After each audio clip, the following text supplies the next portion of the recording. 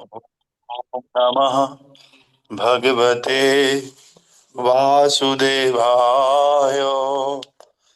ॐ नमः भगवते वासुदेवाय।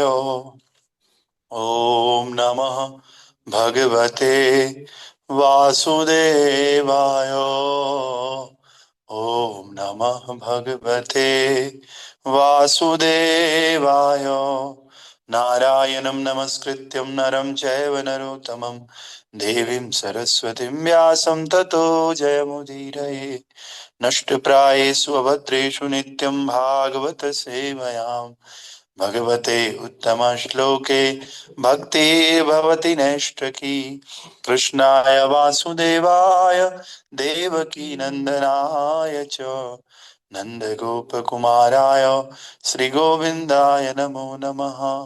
मूकं करोति वाचालं पङ्गुं लङ्घायते गिरिं यत्कृपां तम् अहं वन्दे श्रीगुरो दीनतारिणं श्रीपरमानन्दमाधवं श्रीकृष्णचैतन्य ईश्वरं गुरुवे गौरचन्द्राय राधिकाय तदालये कृष्णाय कृष्णभक्ताय तद्भक्ताय नमो नमः। नमो विष्णुपादाय कृष्णपृष्ठाय भूतले श्रीमते भक्तिवेदांत स्वामिने इति नामिने। नमस्ते सरस्वते देवे गौरवाणी प्रचारिणे निर्विशेष शून्यवादे पाश्चात्य देशतारिणे। जय श्री कृष्ण चैतन्य प्रभु नित्यानंद श्री अद्वैत गदाधर शिवासादि गौर भक्त वृंद। हरे कृष्णा कृष्णा कृष्णा हरे हरे, हरे राम राम राम हरे हरे। नमो पंकजनाभाय नमो पंकजमालिने नमो पंकजनेत्राय नमस्ते पंकजाग्रये। ग्रंथराज श्रीमद् भागवत महापुराण की जय। श्रील प्रभुपाद गुरु महाराज की जय। अनंत कोटि वैष्णव वृंद की जय। नामाचार्य श्रील हरिदास ठाकुर की जय। निताई गौर प्रेमानंदे हरि हरि बोल। तो आप सभी भक्तों का स्वागत है श्रीमद् भागवत कक्षा सुबह की। तो ये भागवतम सभी प्रकार के क्लेशों को नाश करने वाला है और हमारे जीवन में भक्ति की वृद्धि को लेकर आने वाला है। तो इसीलिए हम सब लोग जानते हैं कि भगवान वास्तव में हमारे जीवन को ठीक कर सकते हैं और उन्हीं भगवान को अपने चित्त में हमने रखना है। इसीलिए सदा सेव्या श्रीमद् भागवती कथा यस्य श्रवण मात्रेण हरि चित्त समाश्रयते। इस श्लोक को आप हमेशा याद रखिएगा कि भगवान को अपने चित्त में धारण करना है तो हमेशा श्रीमद् भागवतम का श्रवण करना है। तो उसी प्रयास में हम लोग श्रीमद् भागवतम शुरू कर रहे हैं और पहला स्कंद आजकल हम पढ़ रहे हैं और पहला स्कंद का 18वां अध्याय जिसका नाम है ब्राह्मण बालक के द्वारा महाराज परीक्षित को श्राप, और इसका श्लोक संख्या 48 पढ़ रहे हैं।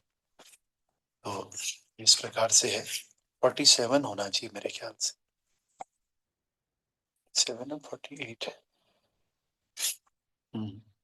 47 है। तो ये इस प्रकार से है।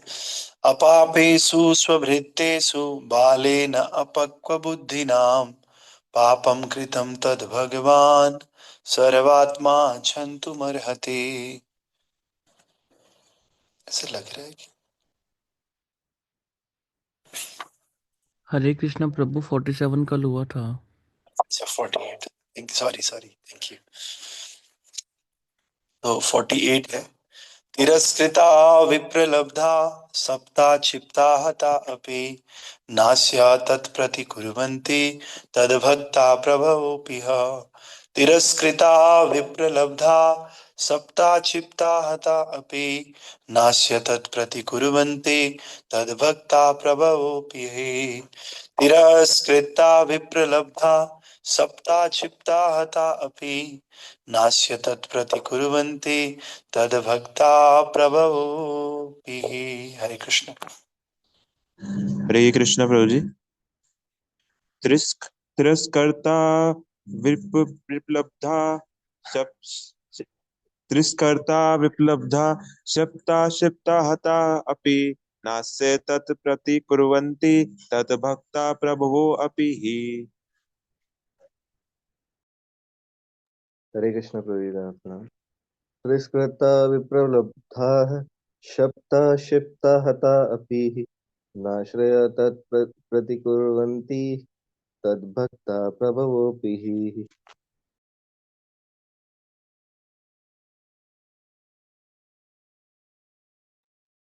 हरे कृष्ण। तो हमने कल देखा कि जो ये बालक है इसके पिताजी हैं समीक ऋषि, तो उन्होंने भगवान से प्रार्थना करी और भगवान से क्षमा मांगने के लिए प्रार्थना किया कि भैया मेरा बेटा थोड़ा सा इमेच्योर है और बुद्धिहीन है, तो इसको आप क्षमा कीजिएगा और इसने एक बहुत बड़ा पाप कर दिया है। जिस व्यक्ति की रक्षा करनी चाहिए थी उस व्यक्ति को इसने श्राप दे दिया है। तो ऐसा कल हमने देखा था। तो आज के श्लोक का अर्थ है, भगवान के भक्त इतने सहिष्णु होते हैं कि अपमानित होने, ठगे जाने, श्रापित होने, विचलित किए जाने, उपेक्षित होने अथवा जान से मारे जाने पर भी कभी बदला लेने का विचार नहीं करते। तो बहुत सारे ग्रंथ हैं जो भगवान के भक्तों की व्याख्या करते हैं। भगवान के भक्तों के बहुत सारे गुण हैं। उन गुणों में से कुछ गुण यहाँ पर दे रखे हैं। सबसे पहले भगवान के भक्त इतने सहिष्णु। सहिष्णु का क्या मतलब होता है? सहिष्णु का मतलब होता है विनम्र। मतलब इतने सहिष्णु होते हैं कि कह रहे हैं वे अपमानित होने, किसी ने अपमान कर लिया वो तब भी बदले की भावना नहीं रखेंगे। किसी ने उनको ठगा दिया तब भी उनके अंदर में पॉल्यूशन नहीं आएगा कि भाई मैं बदला लूं। और किसी ने श्राप दे दिया, किसी ने उनको विचलित कर दिया या किसी ने उनको इग्नोर कर दिया, इग्नोर करते हैं ना। लेकिन भौतिक संसार में क्या होता है, किसी ने इग्नोर अगर कर लिया तो हमें लगता नहीं अब तो उसके पास जाऊंगा नहीं मैं कभी, तो इग्नोर करता है ना। मैं तो खुश होके बोलते हैं लोग, मैं तो नहीं जाता फिर ना, खुश हो गए। समझ रहे हैं? लेकिन भक्त ऐसे नहीं है। फिर जान से मारे जाने पर भी, किसी ने अगर जान से मारने का प्रयास किया हो तब भी उसको बदला लेने की भावना नहीं रहती। ये बदला लेने की भावना क्यों आती है? क्योंकि कहीं ना कहीं अंदर बहुत पॉल्यूशन है। तो वो पॉल्यूशन क्या करता है, हमें उत्तेजित करता है, ले तू बदला ले। तो गुस्सा दिलाता है, क्रोध दिला देता है, अहंकार दिला देता है और बदले की भावना दिलाता है। तो इसलिए क्योंकि भगवान के भक्तों के अंदर की वो गंदगी खत्म हो गई। अब ऐसा नहीं कि आज ही माला शुरू किया और हम कह रहे हैं नहीं ये तो, आप एक उदाहरण दिखाता हूँ आपको, ये तो बदला लेने की भावना है। वो तो हमें भी कोई मारेगा, हम थोड़े तो हमारे अंदर भी बदले भावना आएगी। लेकिन जो शुद्ध भक्त हो गए, जिन्होंने प्रैक्टिस करते करते अपने मन के कंटेमिनेशन को, पॉल्यूशन को पूरी तरह खत्म कर दिया, गंदगी है ही नहीं मन में अब, तो उनके अंदर क्या होता है, चाहे कोई उन्हें मार भी दे, मारने के बाद अगर ऊपर दोनों साथ में जाएंगे तो भी वो बदले लेने की भावना नहीं रखेंगे। ऐसे भगवान के भक्त हैं। ये भक्तों का सबसे बड़ा गुण। इसीलिए किसी की भक्ति कितनी जबरदस्त है उससे पता चल जाता है कि वो बदला लेने की भावना रख रहा है या नहीं रख रहा है। बदले लेने की भावना है तो समझ लो अभी भक्ति थोड़ी कच्ची है, अभी उसमें एक दो उबाल और मारने। लेकिन बदले लेने की भावना बिल्कुल नहीं है तो समझ लो कि भाई ठीक है। तो आइए तात्पर्य में प्रभुपाद जी बता रहे हैं। तात्पर्य भाई अर्चनीय वंदनीय प्रातः स्मरणीय जगत गुरु श्री प्रभुपाद जी द्वारा। श्री प्रभुपाद की। समीक मुनि ये भी जानते थे कि भगवान उस व्यक्ति को क्षमा नहीं करते जो भक्त के चरणों पर अपराध करता है, और उस व्यक्ति को भगवान कभी क्षमा करते ही नहीं। भगवान इतना ही आदेश दे सकते हैं कि भक्त की शरण ग्रहण करो। उन्होंने मन ही मन सोचा कि यदि महाराज परीक्षित बदले में श्राप दे दें तो बालक को बचाया जा सकता है। और लेकिन वे ये भी जानते थे कि शुद्ध भक्त सांसारिक लाभ और हानियों के प्रति चिंता रहित होता है। अतएव भक्तगण कभी भी निजी अपयश, श्राप, उपेक्षा इत्यादि का बदला नहीं लेते। अब ये क्या कह रहे मेरे बेटे ने तो श्राप दे दिया, अगर राजा भी इसको श्राप दे दे तो बराबर हो जाएगा। लेकिन भक्त तो श्राप देते ही नहीं, खुश हो जाए। ऐसे कहाँ होगा कोई बोले कि किसी ने मार दिया वो भी मुझे मार दे तो अच्छा हो जाएगा, लेकिन मारेंगे नहीं ये लोग। जहां तक ऐसी बातों का संबंध है, भक्तगण व्यक्तिगत मामलों में उनकी चिंता नहीं करते। भक्त लोग किसी भी बात की ज्यादा देर तक चिंता नहीं करते, थोड़ी देर में ही भक्त लोग नॉर्मल हो जाएंगे। लेकिन संसारी व्यक्ति गांठ बनाता है। क्या बनाता है? गांठ। वो कई सालों तक। एक व्यक्ति हमारे, मेरे बहुत करीबी हैं, तो करीब करीब 15 साल हो गए, 15 ईयर्स पहले की बात वो अभी तक भी याद करते हैं। कहते हैं ना, उस आदमी के साथ नहीं जाना, उसने ये बोला था मुझे 15 साल पहले। तो ये भक्त और अभक्त में अंतर है। भक्त लोग अभी कुछ भी कर लो, एक घंटे के बाद भक्त लोग भूल जाएंगे, फिर से साथ में कीर्तन कर रहे होंगे, फिर से साथ में बातचीत कर रहे होंगे, इस प्रकार से। तो अतएव किंतु यदि ऐसी चीजें भगवान और भगवान के भक्तों के विरुद्ध जाती हैं तो भक्तगण बहुत कठोर कार्यवाही करते हैं। क्योंकि ये निजी विषय था, अतएव समीक मुनि को पता था कि राजा इसका बदला नहीं लेंगे। तो फिर लोग सोचेंगे भक्त कुछ बोलते ही नहीं तो ये तो बेवकूफी है ना, अपने लिए नहीं बोलते, लेकिन किसी दूसरे भक्त के प्रति अपराध होता है तो फिर भक्त लोग कड़ी कार्यवाही भी करते हैं। मान ले किसी भक्त को किसी ने मार दिया या कुछ कर दिया, तो उसके लिए सारे भक्त इकट्ठे होकर के उसका कार्यवाही भी करते हैं। लेकिन अपने लिए भक्त कभी नहीं सोचता। भक्त की ये क्वालिटी है कि वो दूसरों के लिए सोचता है, और जो दूसरों के लिए सोचता है भगवान कह रहे हैं उसके लिए मैं सोचता हूँ। भक्त को अपने लिए सोचने की आवश्यकता ही नहीं है। तो अतएव आपको माधवेंद्रपुरी जी के बारे में बताता हूँ आज 2 मिनट। तो माधवेंद्रपुरी कभी सम्मान नहीं लेते थे, कहीं झगड़ा हो रहा तो दूर चले जाते थे, अपने लिए कोई काम नहीं करते थे। तो एक दिन उनको कहा कि तुम मलाई चंदन पर्वत पे जाओ, भगवान ने कहा, और वहां से मेरे लिए चंदन लेकर आओ। तो माधवेंद्रपुरी तो आचार्य थे, किसी को भी भेज सकते थे, लेकिन उन्होंने किसी को ना भेज करके वृद्ध अवस्था में खुद जा रहे, कहाँ से, गोवर्धन से लेकर के, और मलाई पर्वत जगन्नाथ की पुरी की तरफ है पैदल, क्योंकि गाड़ी घोड़ा होता नहीं था उस समय। तो जब वो जा रहे थे तो बीच में एक रेमुना पड़ता है, रेमुना में गोपीनाथ जी का मंदिर है। तो रेमुना में सोचा यहाँ आज रात में रुक जाता हूँ, यहाँ से कल चलूंगा। तो माधवेंद्रपुरी कितने पहुंचे हुए संत हैं। एक भक्त ना उस दिन खीर बन रही थी, तो माधवेंद्र भगवान को खीर लग रही, तो उनके मन में एक विचार आया कि यार ऐसी खीर मुझे भी मिल जाती तो कितना बढ़िया था, मैं भूखा था। और वो भी इसलिए आई कि मैं ऐसी खीर फिर घर में जाकर बनाऊंगा और अपने ठाकुर जी को भोग लगाऊंगा। उसके बाद उन्होंने सोचा यार मैं कितना बेकार हूँ, अभी भगवान ने खाया भी नहीं, और मैं सोचने लग गया ये खीर मुझे मिल जाती तो उन्होंने कहा मैं भोजन ही नहीं करूंगा आज। पूरे दिन भोजन नहीं किया उन्होंने उस दिन। सोचो, और हम तो भोग तो लगाते ही नहीं कहीं, ज्यादातर हम ऐसे ही खा जाते। तो इसलिए उन्होंने, तो आप सोचिए कुछ देर बाद क्या हुआ, वो मन ही मन चिंतन कर रहे कि मैं सुबह उठ के यहाँ से चला जाऊंगा, मैंने अपराध कर लिया। तो पुजारी के सपने में भगवान आते हैं, गोपाल जी, और बोलते हैं ओ मेरा एक भक्त आ रखा है, खड़ा उठ, ये भक्त भूखा है, जा एक कटोरी खीर उसको देकर के आ जा। तो वो बोलता है कहाँ कटोरी खीर, मैं तो सब चट कर चुका हूँ। क्योंकि पुजारी लोग होते हैं ना, आपने पुजारियों को पतला पतला नहीं देखा होगा कभी, पुजारी मोटे तगड़े होते हैं। क्यों? जो भी भगवान को राजभोग लगता है वो सब चट कर जाते हैं। सबसे पहले पुजारियों का ही अधिकार होता है किसी भी मंदिर में, पुजारी की मर्जी है वो किसको दे किसको ना दे, खुद खाए या क्या करे।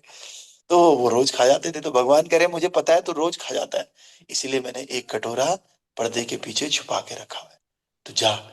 पापड़ सपने से उठा, खोला दरवाजा, बहुत पुरानी बात थोड़ी है, अभी तो माधवेंद्रपुरी कलयुग की बात है। तो गए तो देखा जहां जहां भगवान ने बोला वहां एक खीर का कटोरा इतना बड़ा छुपा रखा है। बोला जाओ, माधवेंद्रपुरी नाम उसका है, मेरा भक्त है, भूखा है, उसको देकर के आ जाओ। तो वो उसी आश्रम में तो सो रहा था वो मंदिर में। जैसे माधवेंद्रपुरी को पता चला सब लोग वो भागने लग गए वहां से कि कहीं अब मेरा सम्मान हो जाएगा, सम्मान हो जाएगा तो भक्ति में बाधा आ जाएगी। तो वहां से भागने लगे, लेकिन किसी तरह फिर वो खीर का भोग उनको दे दिया। तो भक्तों के लिए भगवान क्या करते हैं, भूखा नहीं सोने देते हैं भगवान। एक बार को हम भूखा सो जाए, लेकिन जो भगवान का भक्त होगा प्रभु उसको भूखा सोने ही नहीं देंगे, इसमें कोई संशय नहीं है, थोड़ा भी नहीं सो सकते कभी भक्त लोग भूखे, ऐसा ध्यान रखते हैं भगवान। पर अभी की बात है। और फिर सब लोगों को पुजारी बोलता फिर रहा है उधर कि देखो ऐसे हुआ माधवेंद्रपुरी, लेकिन माधवेंद्रपुरी ने खीर खा खू करके उस स्थान को छोड़ के चले गए। तो भक्त लोग इतने विनम्र होते हैं, वो अपना सम्मान नहीं चाहते, और किसी ने अगर अपमान भी कर लिया तो उसमें बदले की भावना नहीं रखते। अब बदले की आग में तो मैं जल रहा हूं ना, तो सामने वाले का थोड़ी कोई नुकसान हो रहा है, नुकसान तो मेरा है, वो तो आराम से खा पी रहा है। तो इसलिए भक्त लोग शांत रहते हैं। क्यों? क्योंकि वो बदले की आग में नहीं जलते हैं, विनम्र होते हैं, सम्मान नहीं चाहते हैं, और भगवान उनका ध्यान रखते हैं। तो हम अगर भगवान के काम में तो भगवान हमारे काम में, इसलिए हमें भगवान का नाम लेना चाहिए, भगवान की भक्ति करनी चाहिए। भगवान आपको जीवन में अनुभव हो जाएगा, किसी जगह जाने की आवश्यकता नहीं, खुद ही आपको जीवन में लगेगा कि हाँ भगवान ऐसे उठा करके चल रहे हैं मेरे को।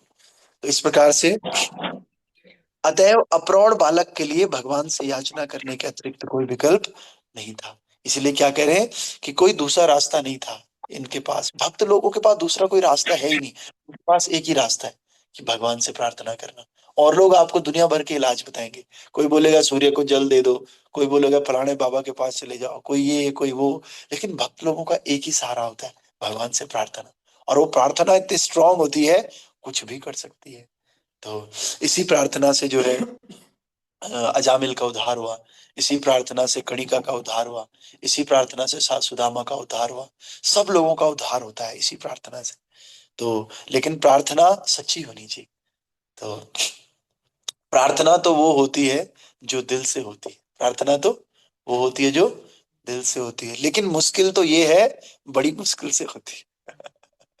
लेकिन होती तो नहीं है प्रार्थना दिल से, बहुत मुश्किल से होती है। तो हम सब लोगों को प्रार्थना करनी है और दिल से प्रार्थना करनी है। आप सच्चे भाव से प्रार्थना करके देखिए, अवश्य रूप से रिजल्ट मिलेगा।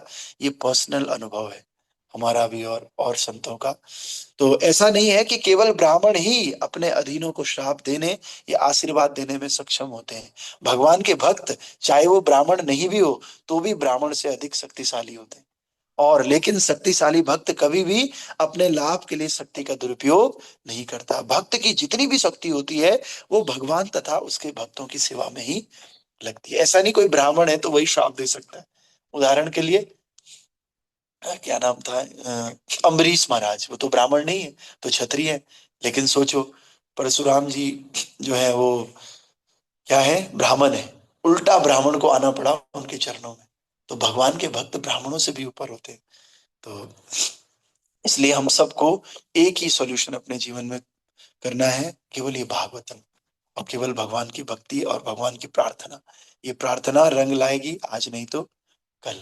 भगवान टेस्ट लेते हैं कि चल देखते हैं कितनी देर तक ये प्रे करता है। लेकिन ज्यादातर लोग इस टेस्ट में फेल फेल हो जाते हैं। उन्हें लगता है अरे कुछ नहीं होता है यार, 1 महीने से तो कर रहा हूँ। लेकिन बड़े बड़े भक्त होते हैं, वो सालों साल करते हैं और सालों बाद जब उसका रिजल्ट मिलता है उसका कलर ही कुछ और होता है। तो इस प्रकार से हम सबको भगवान की भक्ति को अपने जीवन में अंगीकार करना है और इसी प्रकार रोज श्रीमद् भागवतम का श्रवण करना है। ग्रंथराज श्रीमद् भागवत महापुराण की जय, श्रील प्रभुपाद गुरु महाराज की जय, अनंत कोटि वैष्णव वृंद की जय, रामाचार्य श्री हरिदास ठाकुर की जय, निताय गौर प्रेमानंदे, हरि हरि बोल।